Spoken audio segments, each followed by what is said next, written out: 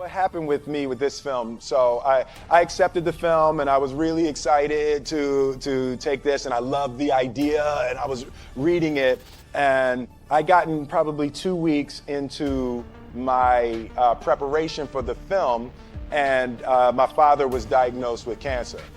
And I was like,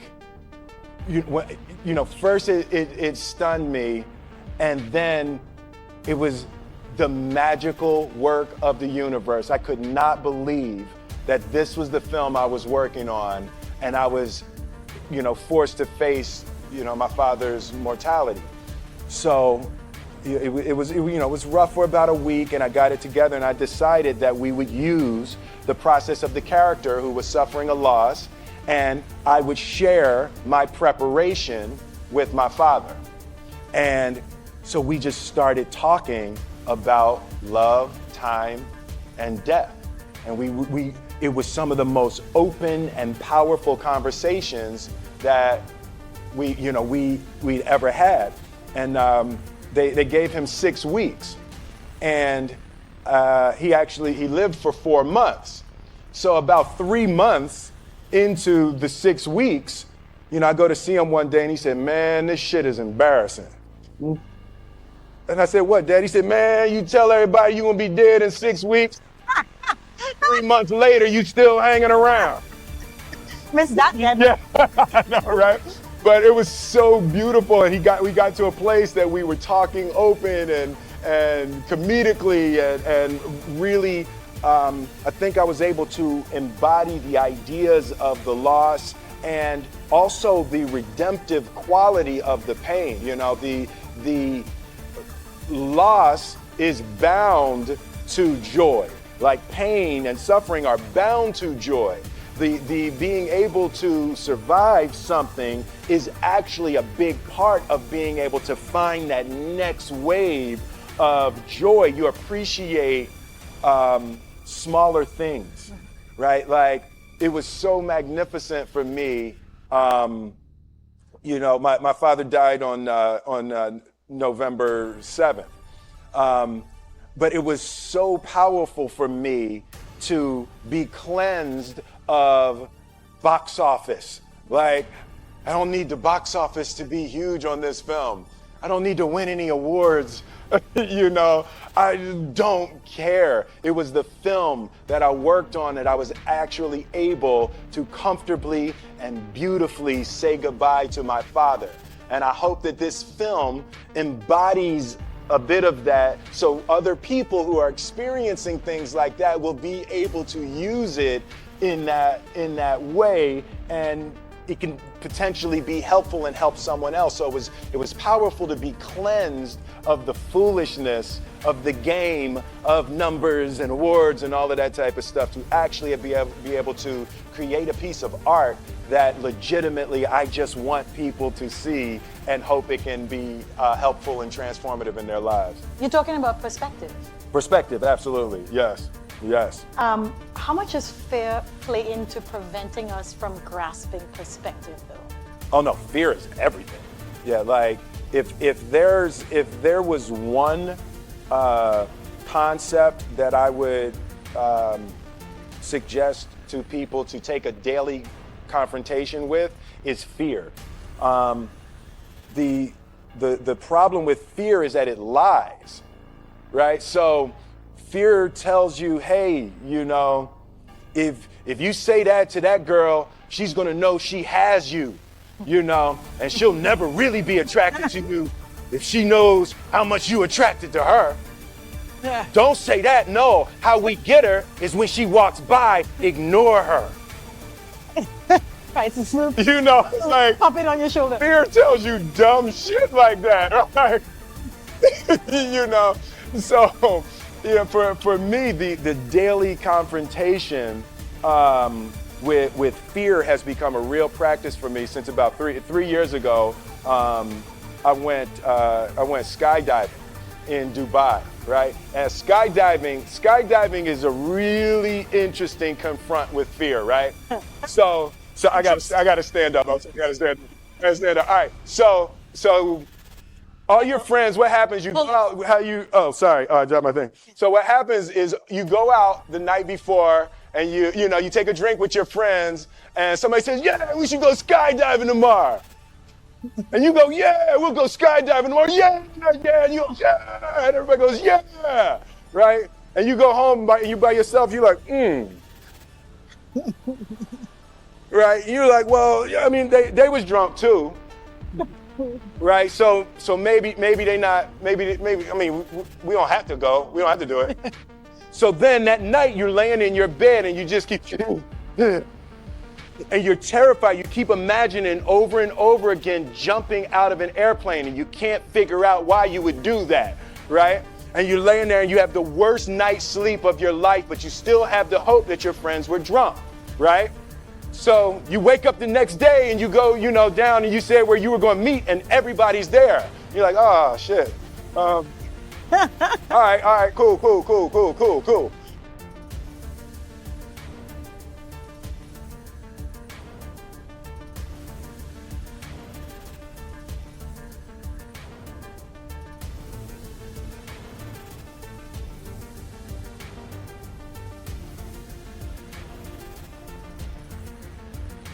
Right? So you get in the van and you don't know that your friends had the same night that you had because they're pretending like they didn't. They're like, yeah, man, my uncle's a Navy SEAL and this is going to be great. I've been looking forward to this. And you're like, oh my God.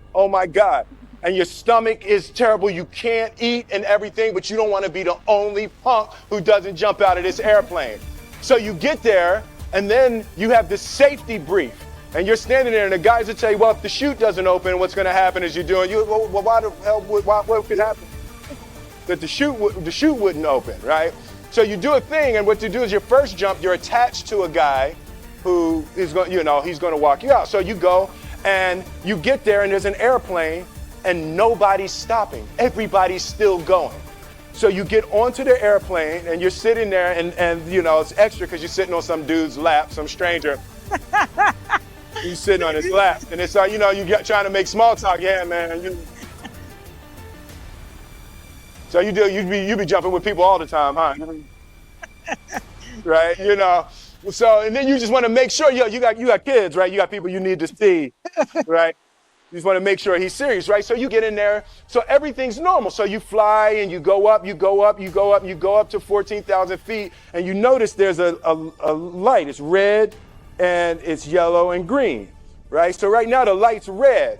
So then you start thinking at some point the light's going to go green, but you don't know what's going to happen, right? And you wait and it goes yellow and the light goes green and somebody opens the door, and in that moment you realize you've never been in a freaking airplane with the door open. Right? Terror. Oh, sorry, I'm spitting. Oh, sorry. No, terror, right? So you go, and then, if you were smart, you sat in the back so you don't go first, right? And then people start going out of the airplane, and you go, and the guy walks you up to the end of the thing, and you're standing, and your toes are on the edge, and you're looking out down to death. And they say, on 3. And they say, 1, 2, and he pushes you on 2 because people grab on 3, right? Right? And you go,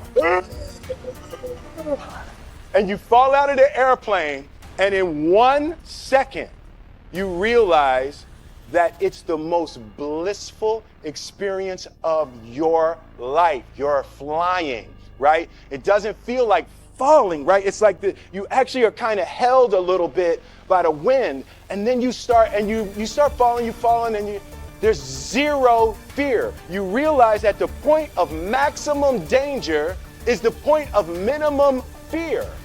It's bliss. It's bliss, and you're flying, right? And you're doing that, and then 20 seconds, 25 seconds, 40 seconds, and you have enough time to just kind of be like, oh, shit, that's that building. I like that one. It's in the ocean. Right? You start doing all of that, and the lesson for me was, why were you scared in your bed the night before? What do you need that fear for? Just don't go. Why are you scared in your bed 16 hours before you jump? Why are you scared in the car? Why could you not enjoy breakfast? What did you need that? The fear is fear of what? You're nowhere even near the airplane. Everything up to the stepping out, there's actually no reason to be scared. It only just ruins your day. You don't have to jump. And then in that moment, all of a sudden, where you should be terrified is the most blissful experience of your life. And God placed the best things in life on the other side of terror. On the other side of your maximum fear are all of the best things in life. You know? Mm-hmm. So that was sorry. So that Oh, it's good. that was yeah, that was my experience with skydiving and fear. All right. All right. So practically speaking. But I didn't like that take. I'm going to do it again. Back to the top. I can sell that better. I can sell it better. Oh, no. But when you decide to do something like that, like how does it work practically? Do you call your wife and be like, I might be dead tomorrow? Right. No, but that's... But I made a drunk promise. Yeah, I made a drunk promise. Yeah. How about this? So I jumped. I had such a mystical, powerful, spiritual experience. I flew home and got my sons. And I went back, and 10 days later, my sons jumped, right? Now, that was a little different. Oh, let's see, that makes me stand up, right? Because I'm scared, right? So so Jaden went first, right? Jaden wants to do everything first. So I'm sitting there, and I'm like, yeah, my sons are going to have this crazy experience. And then Jaden went out of the airplane. And I was like, Then my oldest son, Trey, goes up, and he goes out of the airplane. And I was like, this could potentially be the worst display of African-American parenting in history. Right? I was like, both my sons just fell out of an airplane. Jump. Right? Jump. Right? Because I told them to. But again, the fear again. I was like, oh my God. So I told the dude, I was like, listen, I want to see them go out, but I also want to see them land. And he's like, no, it's cool. So this time we went out and we did the straight bullet, and I just went straight down past them, right? It was like, and he's like, good. Right, did the bullet straight past, pulled the chute late. Oh, sorry, it makes me spit. I'm sorry. Pulled the chute late, landed, and then videoed them coming down. But it was like, they had the same thing, the same experience with the fear. But that I'm telling you, the confrontation with fear is an absolute magical way of facing the things we have to do in this life. You know, forget security, live for experience. Now, you say you learned that 3 years ago. Yeah. Amazing. Mm-hmm. What about the small things that we get afraid about, right? So you are the funny guy, mm-hmm. and you come along and everybody expects to be entertained in summertime. Are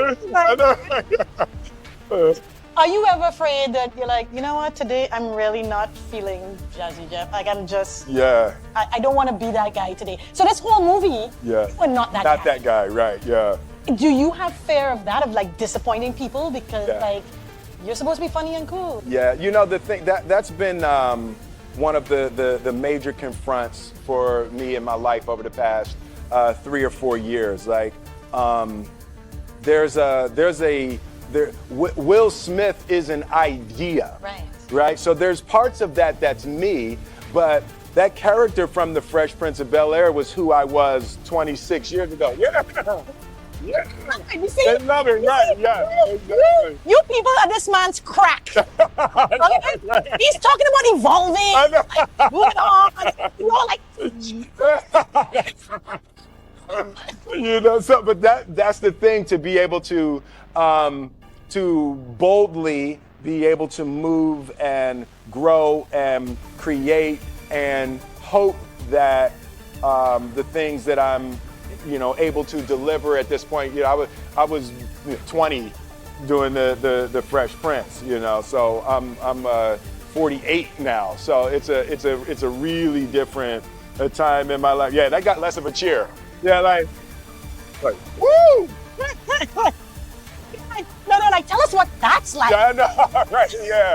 Yes, girls, yes.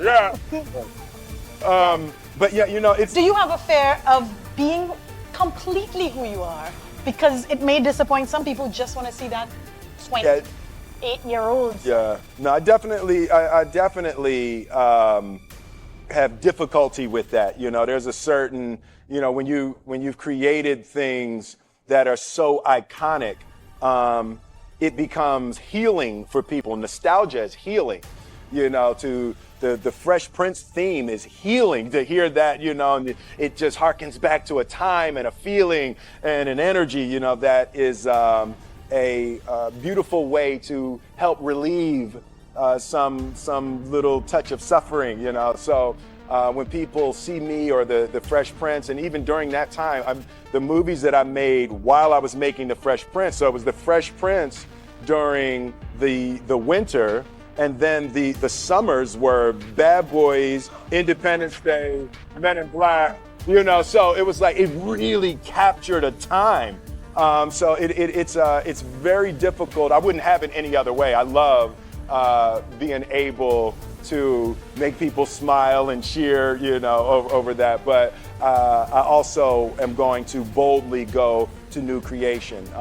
Even something like the decision, I had the two screenplays in front of me for the Independence Day 2 and for Suicide Squad. So I had to choose between the two of those, and even the choice of going to Suicide Squad, nothing about the qualities of the movies, but the choice of trying to go forward versus clinging and clawing backwards, So I do want to aggressively go forward and do new things and create and hopefully be able to stumble upon a new heyday. Amazing. Now you have an incredible cast. Oh God, yes. Yeah. How does that happen too? Like, how do so many big stars say, yeah, this? And then how does that work between you all? It's the ideas, the screenplay. Alan Loeb, the screenwriter, he just wrote a brilliant screenplay. Everyone related to the ideas of love, time, and death as powerful tools to try to put your life back on track. So everyone related to the journey. But it's, I mean, look at that group. That's like ridiculous. That's like a superhero movie. Yeah. Yeah. Now, did your father get to see any of it? No, he came to set once, but he didn't get to see the film. And y'all were close? Yeah, we were very close. Yeah. My father. When I put my life together and I look at my father, my mother, and grandmother were the most influential people in my life. And in my mind, when I draw it, I always draw a triangle. And my father was the base, and my mother was the left side, and my grandmother was the right side. And I always put discipline as the bottom. My father, hard work, discipline, endurance was really the foundation of creating my life. And my mother was education, and my grandmother was love. So, the combination of that discipline, education, and love was a... You know what? I'm really grateful for you sharing with us that part of you, and also the struggle with his death, because the other thing is that we live in a time where people show these curated sides of them. Right. Because I think of the same fear. Yeah. Right? You just want to be this piece. Absolutely. Not all the rest of it, but you struggle. Nobody wants to hear all of that, It's Facebook. Come on, let's have fun. Yeah. So dude, it's a bummer your dad's gone. Yeah. Nobody here I'm like sorry, that, right? No, like, oh, come on, brother. It's a bummer your father's gone. No. No, but, for me, laughing is the elixir, and that was another thing that my father taught me. He was joking all the way up to the end. Like, laughing, you have to be able to laugh at everything. And for me, the beautiful part is that's my natural color on the spectrum. I naturally go to comedy, and when I'm looking at something, I'm always trying to find why that's funny.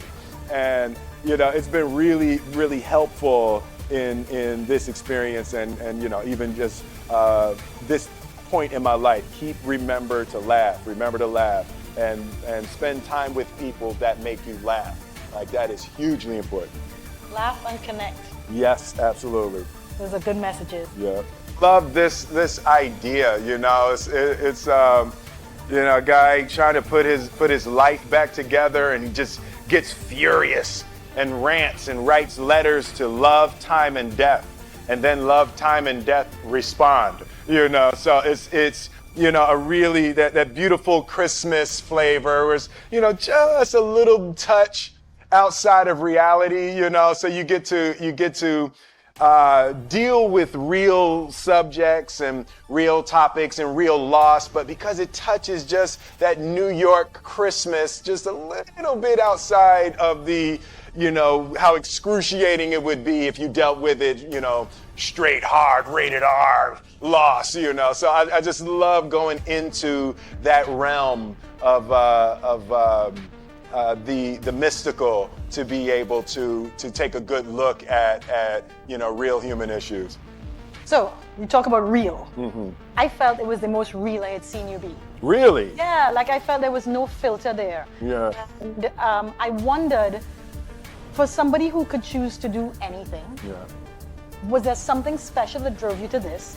Yeah, you know, when I first read it, you know, when I first read it, every once in a while you know, you read a screenplay, and the most important thing in a movie, well, I guess that, you know, the two most important things that I look for is, one is the universally relatable concept, right? So just at its core, when you first say it, when you say one line about it, can you connect to people? You know, and one of the best ones I've ever had, like something with like I Am Legend, the last man on earth. Yeah.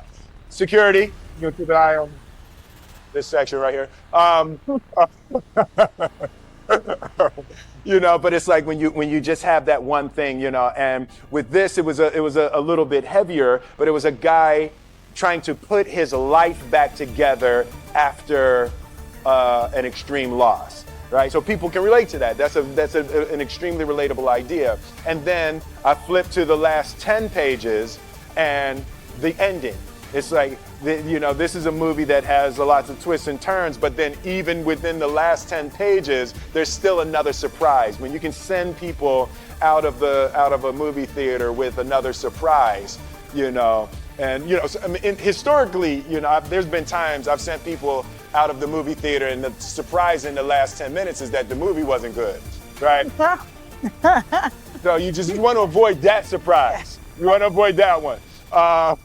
You know, but with this one, it had such an interesting turn in the end of it. It was you know, one of the most fun screenplays I've ever read. Why are you doing movies at all still? Like, you're rich. Yeah. You could, as we say, cock up your foot and rock back. Cock up my foot and rock back. Yeah. I love that. That's just fantastic. What is getting you out of bed to still go and do this thing? You know, I enjoy connecting with people and ideas, and you know, I have a mission statement. So every year for probably the past 10 years, I've worked out a mission statement for myself. And for the last few years, the mission statement has stayed the same, and it's been improve lives, right? So when I go into something, I'm looking for how the quality of this piece could potentially improve lives. But it's all along the way. It's when you make the movie and how you're interacting with people in the process. And you know, the concept of improving lives runs through the center of everything I do. And then I realized that the way to improve lives is to continually improve yourself, right? So with that, every morning when I get out of the bed, you know, I haven't fixed everything in the world yet, so there's always something to do. And in this film, I read an interesting quote from the Siddhartha Gautama, the Buddha. He said that good people have to get out of the bed every day and try to empty the ocean with a ladle, right? And I thought that was, you know, I knew that was profound, and I paused for a second. And I said, all right, what the hell is a ladle, right? Right, so then, you know, I touched it on my iPad, it's ladle. Oh, it's like a big spoon. Okay, As we it's think, like a Philly. soup spoon. Yeah, it's like a soup spoon. I was like, why are you a soup spoon? So trying to empty the ocean with a soup spoon, as the mentality of how you wake up every day to try to do good in the world. So for me, I'm really driven by continually trying to elevate my mind and elevate my spirit and care for my body, and to be able to love as many people as effectively as possible with this mystery of life that I've been given.